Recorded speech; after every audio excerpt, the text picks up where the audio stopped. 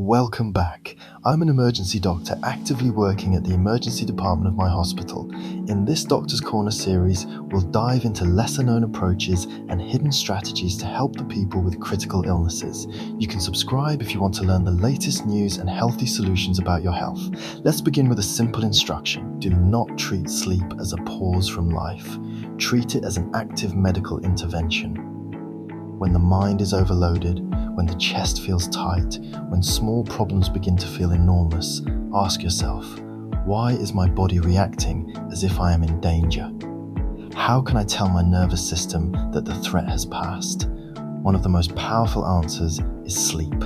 Not escape, not laziness, not doing nothing. Sleep is a nightly biological recalibration of the brain. Hormones, immune system, memory, emotional control, and cardiovascular rhythm. The American Academy of Sleep Medicine and the Sleep Research Society recommend that adults sleep 7 or more hours per night on a regular basis to support health, alertness, and functioning. The National Sleep Foundation places most adults in the 7 to 9 hour range. Now pause and think about your own life. Why does a difficult email feel manageable after a good night, but almost insulting after a short night? Why can the same person, the same workload, the same noise, and the same traffic feel 10 times heavier when you are tired? The answer is not weakness. The answer is physiology. Stress is not only a feeling, it is a coordinated body state. The brain detects pressure, the autonomic nervous system accelerates, and the hypothalamic pituitary adrenal axis helps regulate stress hormones such as cortisol. Sleep deprivation and stress influence each other in both directions. Stress disrupts sleep, and insufficient sleep increases stress sensitivity. This is why the cycle can feel like a locked room. The more stressed you are, the worse you sleep. The worse you sleep, the more stressed you become. So tonight, do not ask only, how do I stop being stressed? Ask a sharper question. How do I restore the system that regulates stress? Then make sleep the first answer. First, understand the brain. When sleep is restricted, the emotional brain becomes louder. Functional brain imaging research shows that sleep loss can amplify amygdala reactivity. The amygdala is deeply involved in threat detection and weaken communication with prefrontal regions that help us evaluate, inhibit, and reframe emotional responses. In plain language, after poor sleep, the alarm system gets louder and the wise supervisor gets quieter. Why does this matter? Because stress often begins as interpretation. Is this criticism or feedback? Is this delay a disaster or an inconvenience? Is this silence rejection or simply someone being busy? When sleep is short, the brain is more likely to choose the threatening interpretation. So give your prefrontal cortex what it needs. Protect your sleep and you protect your judgment. Now look at hormones. During healthy sleep, the body follows a daily rhythm. Cortisol should generally be lower during the early night and rise toward morning to help you wake.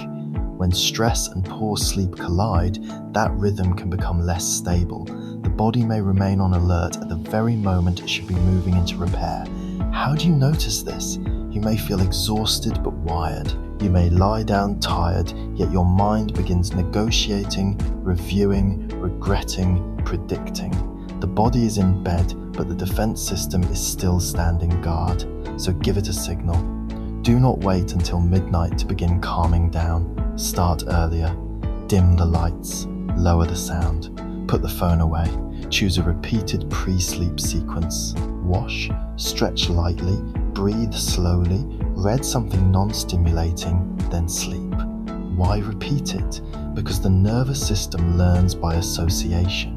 If every night ends with emails, conflict, bright light, and scrolling, the brain learns that the bed is a command center. If every night ends with quiet, darkness, and consistency, the brain learns that the bed is a safe zone. Next, understand emotional memory. Sleep does not simply erase the day, it processes the day. Research on sleep and emotional brain function suggests that sleep helps regulate how emotional experiences are stored and reactivated.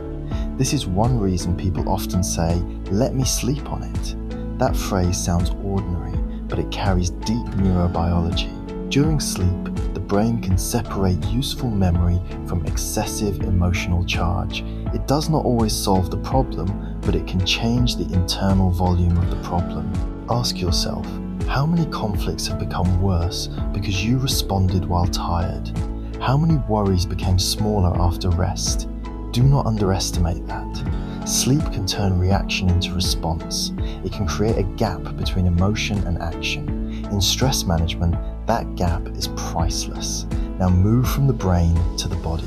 Chronic insufficient sleep is associated with higher risk of several major health problems, including hypertension, heart disease, stroke, diabetes, obesity, anxiety, and depression. The CDC describes insufficient sleep as connected with multiple chronic conditions, and the National Heart, Lung, and Blood Institute notes that healthy sleep supports lower risk for heart disease, high blood pressure, obesity, and stroke. Why connect this to stress? Because the stressed body is not only thinking too much, it is working too hard. Heart rate, blood pressure, inflammation, appetite regulation, pain sensitivity, and glucose metabolism can all be affected by sleep deficiency. If you are trying to manage stress while sleeping 5 hours, you are asking the body to repair itself without enough repair time. That is like demanding calm from a nervous system that has not been given recovery. So do this. Make sleep a boundary, not a reward. Do not say, I will sleep after everything is finished. Everything is never finished. Say, I will stop at a protected time because my brain must be ready for tomorrow. Protect the final hour of the day as if it were a medical appointment. But how exactly should you use sleep as a stress intervention? Start with consistency.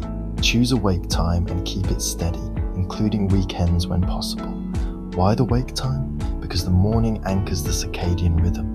Your brain uses light, activity, food timing, and routine to predict when alertness should rise and when sleepiness should return. If wake time moves wildly, bedtime becomes harder to control.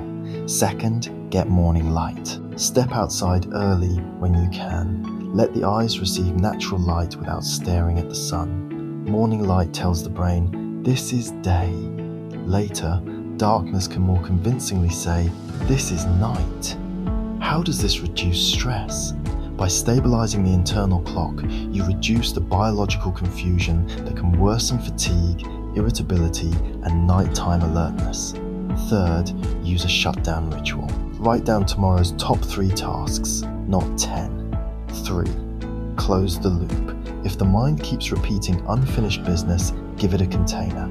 Ask, what must be remembered? What can wait? What is not mine to solve tonight? Put it on paper, then stop negotiating with the worry. 4th, manage caffeine with discipline. Caffeine can be helpful, but it is not harmless for everyone. If stress is high and sleep is fragile, move caffeine earlier in the day. Do not use caffeine to compensate for poor sleep and then wonder why sleep does not arrive. That cycle is common. Tired morning, more caffeine, wired night, less sleep, worse stress, more caffeine again. Break the loop.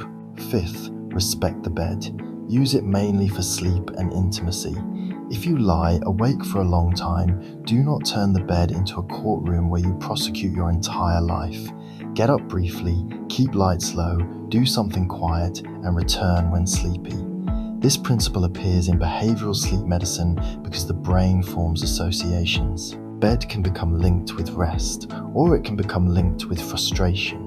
For people with chronic insomnia, the strongest behavioral treatment is not simply sleep hygiene. The American Academy of Sleep Medicine guidelines supports cognitive behavioral therapy for insomnia, a structured treatment that may include stimulus control, sleep restriction, cognitive strategies, and relaxation. The American College of Physicians also recommends CBTI as initial treatment for adults with chronic insomnia.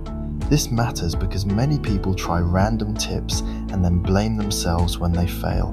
Do not do that. If insomnia is persistent, get proper help. If you snore loudly, wake choking or gasping, feel severely sleepy during the day, or have resistant high blood pressure, ask a clinician about sleep apnea. If anxiety, depression, trauma, pain, medications, alcohol, or shift work are disrupting sleep, address the cause. Be practical, be direct, treat the system, not just the symptom. Now here is a detail many people miss. Stress does not always require a perfect night to improve. Even small sleep improvements can change the next day's emotional range. Go from 5 hours to 6.5. Stabilize your wake time. Reduce nighttime awakenings. Stop doom scrolling in bed. These changes may look modest, but the nervous system often responds to small, repeated signals. Ask yourself, how do I want my brain to meet tomorrow? Threatened, inflamed, impatient, and under-recovered? Or steadier, clearer, and more capable of choosing wisely? Then act tonight. Set the room cool, dark, and quiet. Charge the phone away from the bed. Decide your cut-off time for work. Prepare your morning so bedtime does not become a preparation marathon. Tell your household, gently but firmly, I am protecting sleep because I am protecting health. Make this a family standard, not a private struggle. And if you are a parent, leader, teacher, caregiver, or healthcare worker, listen closely. Your sleep is not only personal. Your rested nervous system affects the emotional climate around you. Calm spreads. Irritability spreads too. So sleep not only for yourself, but for the people who receive your tone, your patience, your decisions, and your presence. Let's bring it together. Stress asks the body to mobilize. Sleep teaches the body to recover. Stress sharpens the alarm. Sleep restores the regulator. Stress fills the mind with unfinished loops. Sleep helps the brain sort, soften, and integrate. Why is sleep beneficial? Because it works at the level where stress is built.